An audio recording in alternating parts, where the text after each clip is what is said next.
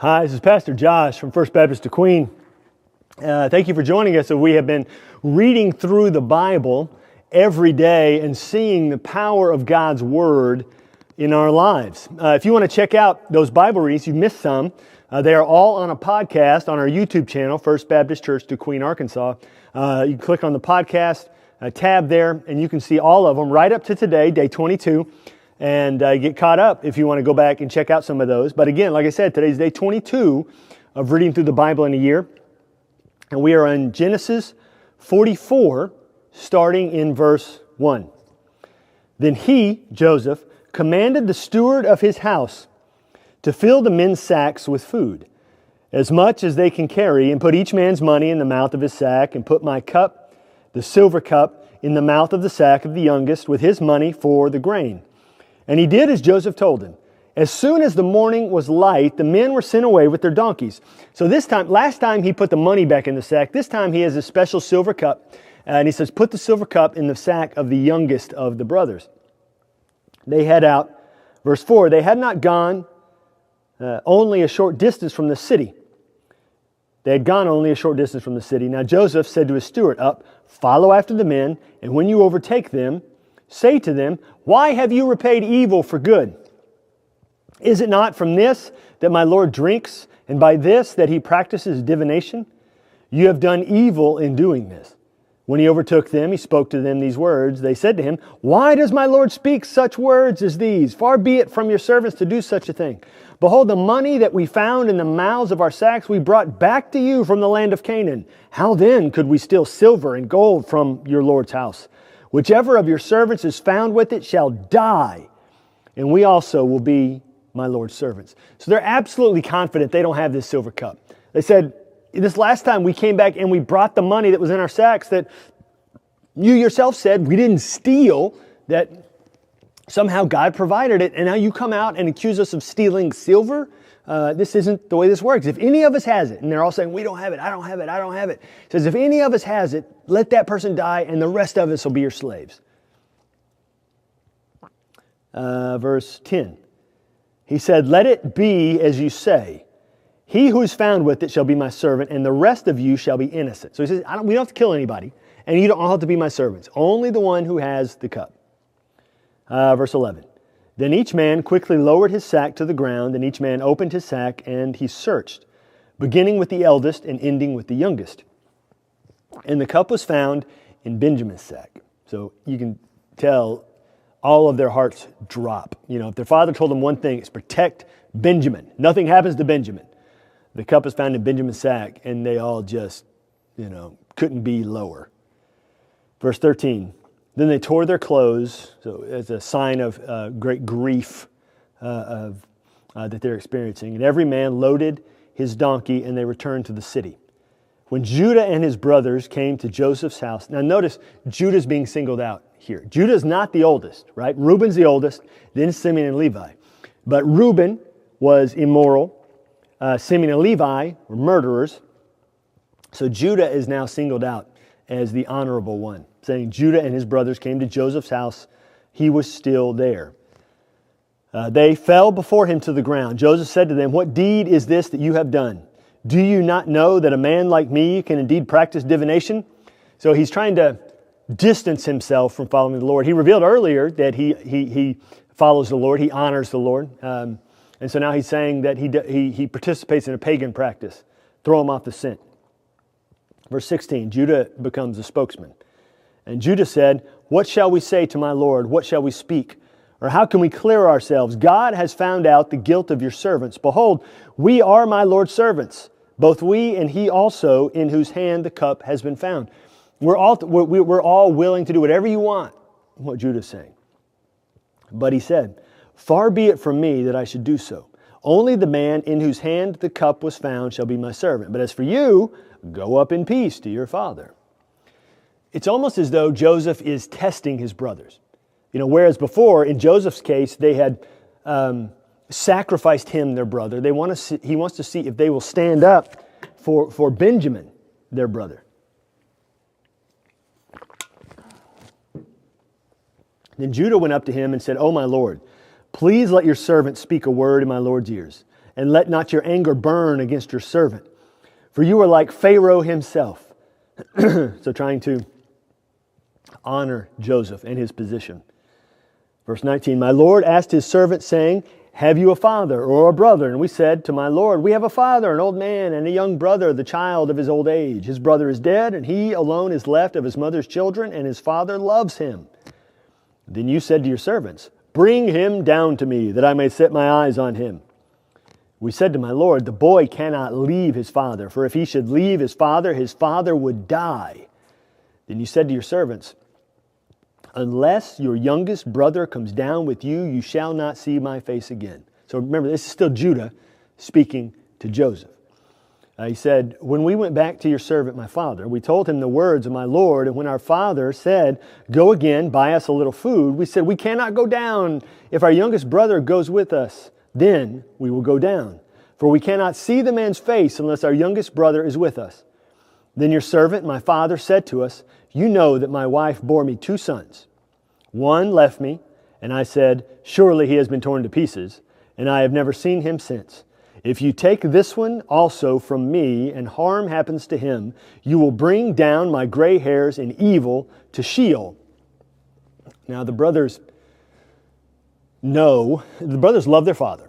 And the brothers, it's obvious to them the favor that their father has on the children of Rachel.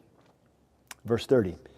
Now therefore, as soon as I come to your servant, my father, and the boy is not with us, then as his life is bound up in the boy's life, as soon as he sees that the boy is not with us, he will die.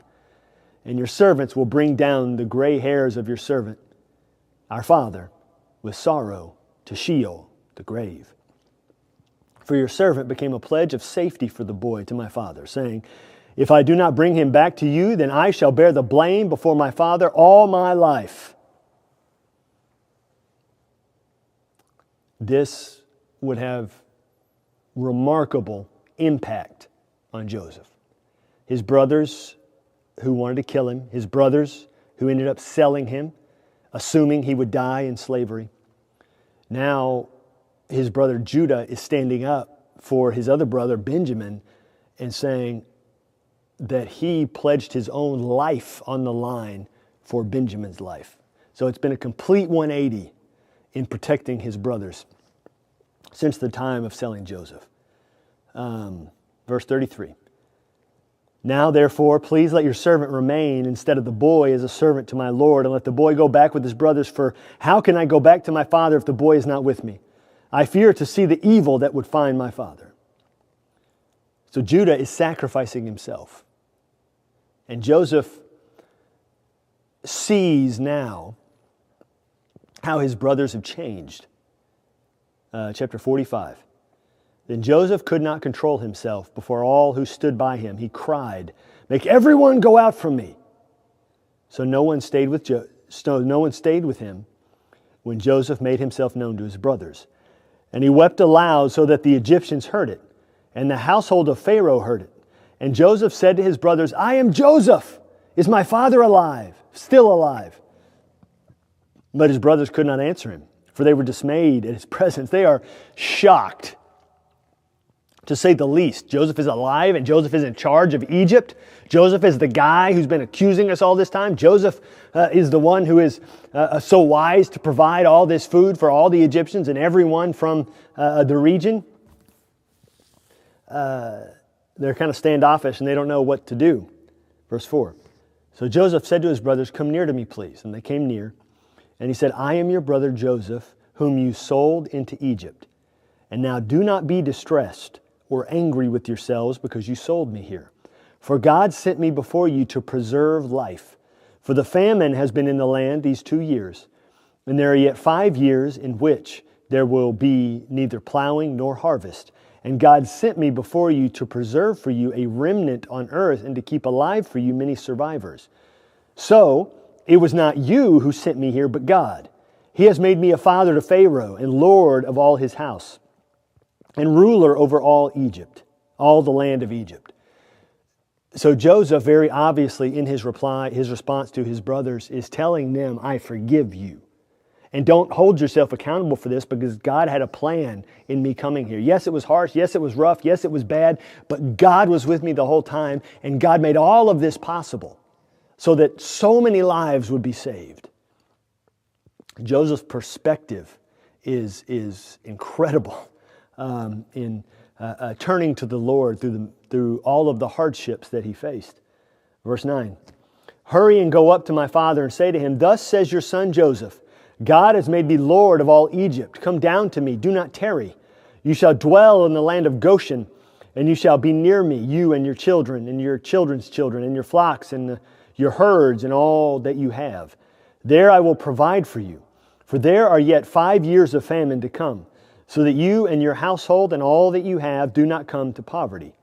And now your eyes see, and the eyes of my brother Benjamin see, that in my mouth that speaks to you, that it is in my mouth that speaks to you, you must tell my father of all my honor in Egypt, and of all that you have seen here. Hurry and bring my father down here.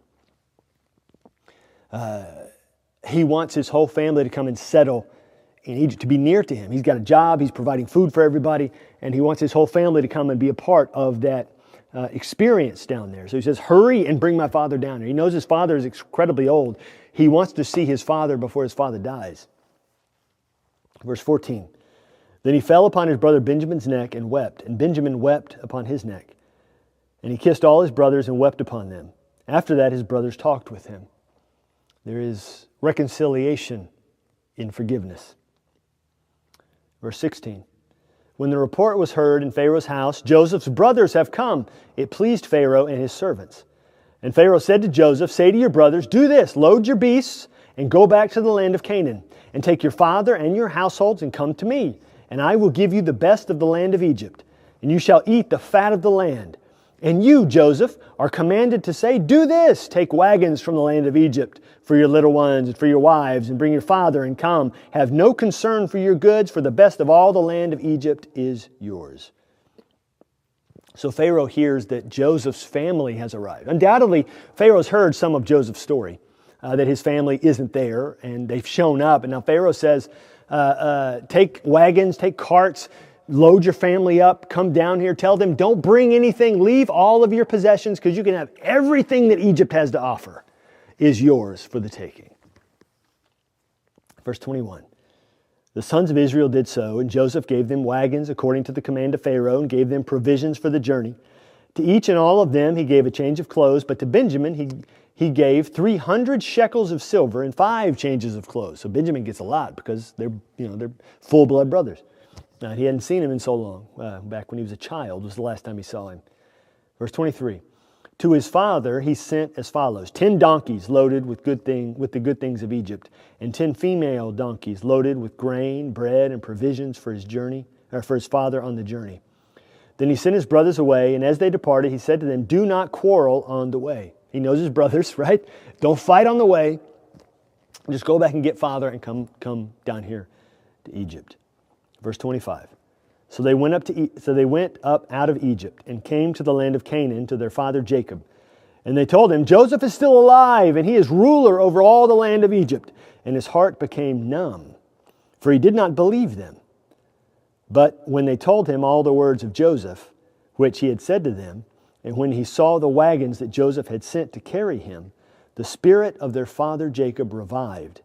And Israel said, it is enough. Joseph, my son, is still alive. I will go and see him before I die. So it said he was numb. He found it incredibly difficult to believe. He didn't want to believe and then have his hopes dashed, have the rug pulled out from under him. But then finally, having seen everything and heard everything, he said, well, this must be true, because how else would any of this be possible?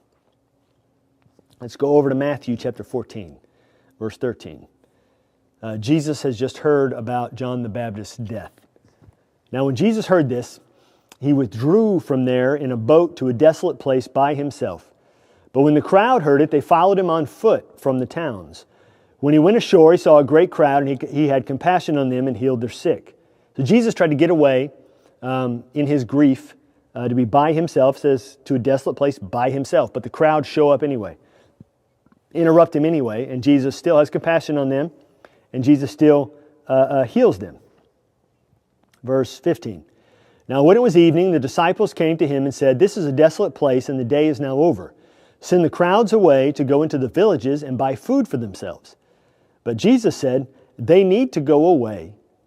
They need not go away, Jesus said, they need not go away. You give them something to eat. So Jesus has been teaching all day, right?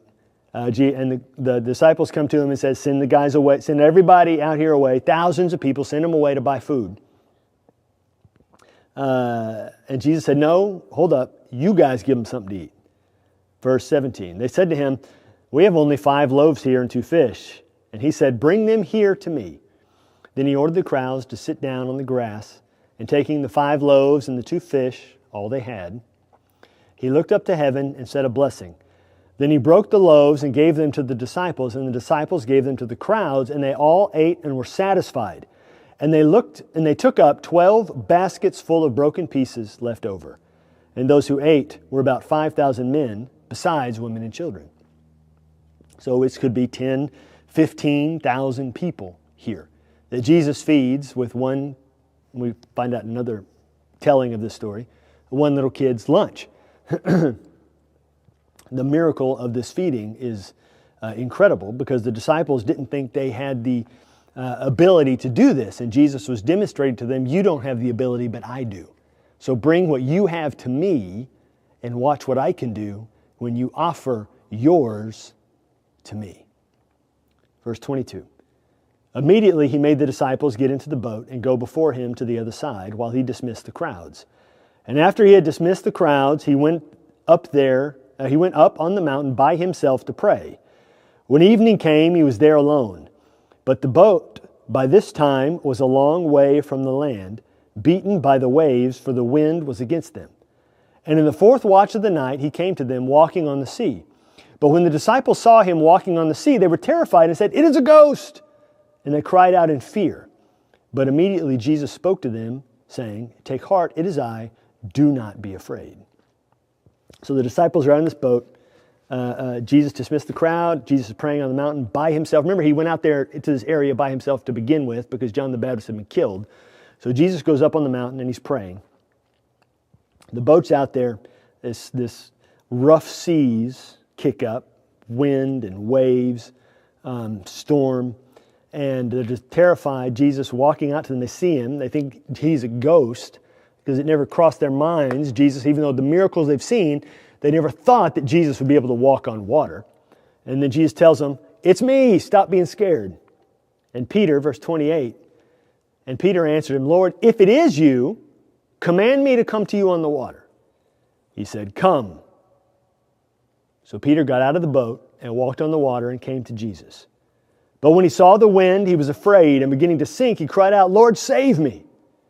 Jesus immediately reached out his hand and took hold of him, saying to him, "O you of little faith, why did you doubt?"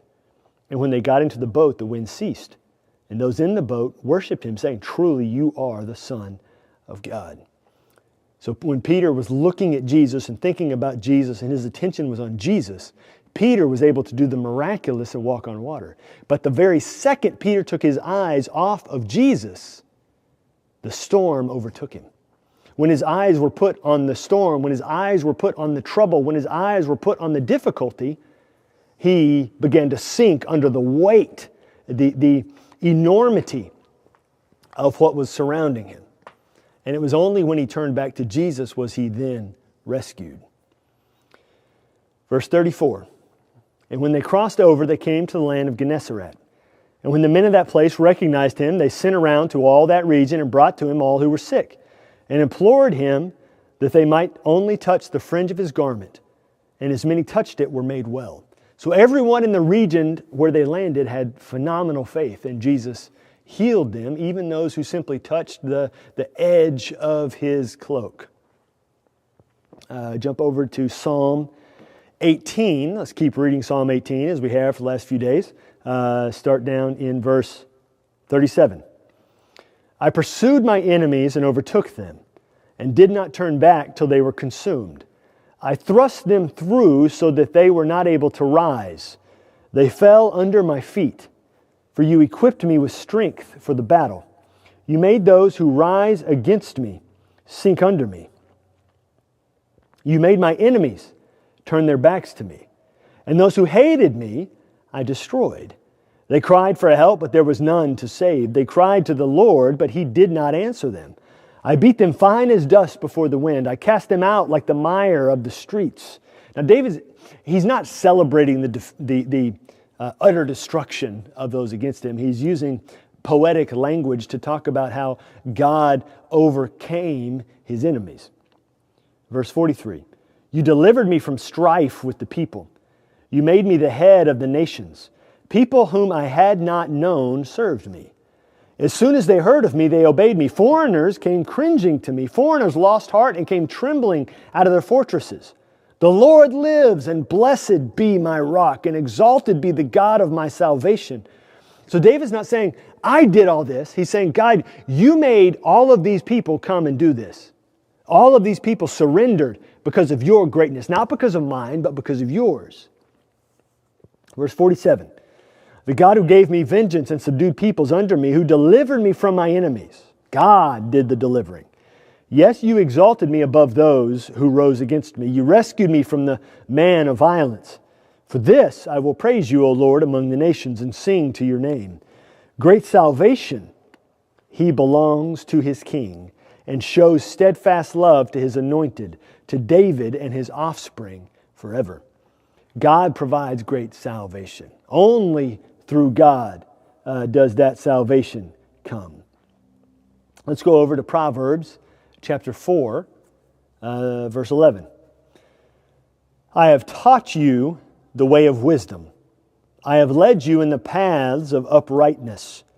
When you walk, your step will not be hampered, and if you run, you will not stumble. Keep hold of instruction, do not let go. Guard her, for she is your life. So I have taught you the way of wisdom. You stick to wisdom that comes from the Lord.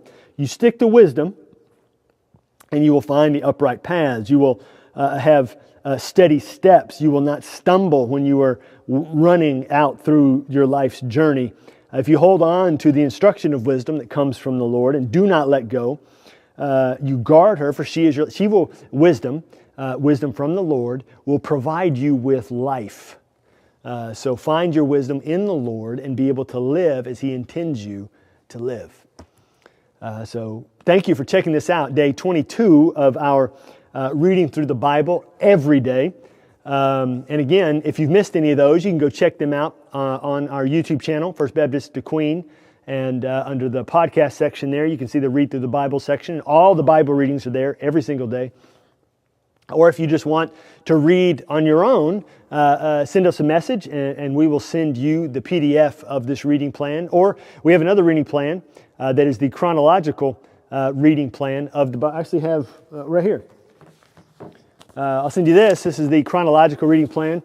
You see it's got the date there. Let's see if it'll focus. There's the dates and there's the scripture of the chronologically reading through the Bible from Genesis straight through Revelation. Or the other one is all gone. I will send you a PDF of the other one if you need it. That is what we're reading here today live with each other. A little bit of Old Testament, a little bit of New Testament, a little bit of Psalms, a little bit of Proverbs. If you need that one, I will send that to you, and you can read this on your own whenever you want. You can take your time, walk through it a little slower than we are, or jump ahead, whichever. But thank you for checking this out, and join us again tomorrow as we start reading through day 23.